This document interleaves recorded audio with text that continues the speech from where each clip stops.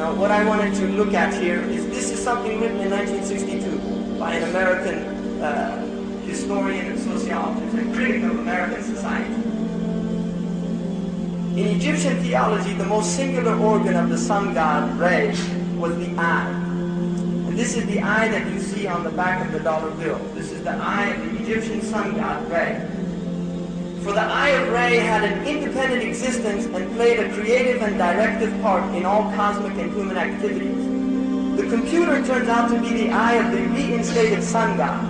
That is the eye of the mega machine serving as its private eye or detective. Now we know the Prophet ﷺ said with the Dajjal is something called a jassasa. The jassasa, which gets the news of all over the world. For the Dajjal, without moving anywhere, he gets all of the news and tells the Dajjal and informs the Dajjal what is happening all over the world. And he's called a jassasa.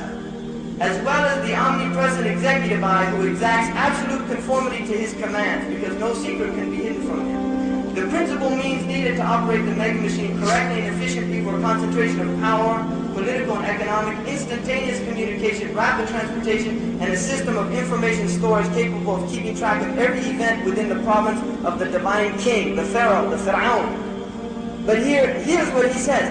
These accessories were not available in pre-scientific ages. Transportation was slow. Communication over a distance remained erratic, confined to written messages carried by human messengers. Apart from tax records and books, all of this was sporadic and subject to fire and military assault. With each successive king, essential parts would require reconstruction or replacement, reconstruction.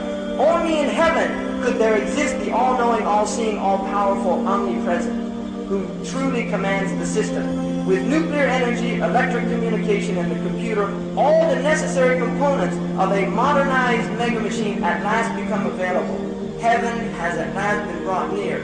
Theoretically, because he's talking in 62, when computer was still in the infancy stage, theoretically, at the present moment, and actually soon in the future, God, that is the computer, will be able to find, locate, and address instantly by voice and image via the priesthood any individual on the planet, exercising control over every detail of the subject's life, commanding a dossier which would include his parentage, birth, complete educational record, account of his illnesses, mental breakdowns, his marriage, his sperm bank account, his income, loans, security payments, taxes, pension, and finally the disposition of such further organs as may be surgically extracted from him just prior to the moment of his official death. In the end, no action, no conversation, and possibly in time, no dream or thought would escape the wakeful and relentless eye of this deity. Every manifestation of life would be processed into the computer and brought under its all-pervading system of control. This would mean not just the invasion of privacy, but the total destruction of autonomy, indeed, the dissolution of the human soul itself. Now, I am not saying that the computer is Dajjal, but the manifestation of the computer in our day and age is something unbelievable. And the Prophet ﷺ said that in the end of time, he said, سَتَرَوْنَ أُمُورًا عِظَامًا وَيَتَفَاقَمُ شَأْنُهَا فِي أَنفُسِكُمْ حَتَّى يَتَسَاءَلُوا هَلْ ذَكَرَ نَبِيُّكُمْ لَكُمْ شَيْئًا مِنْ هَذِهِ الْأَشْيَاءِ. The Prophet said that towards the end of time, you would see great things, unbelievable things. And in a riwayah, لَمْ تَرَوْهَا مِنْ قَبْلِ, you didn't see them before. And he said, and their sha'n would become very overwhelming. You would be overwhelmed by it.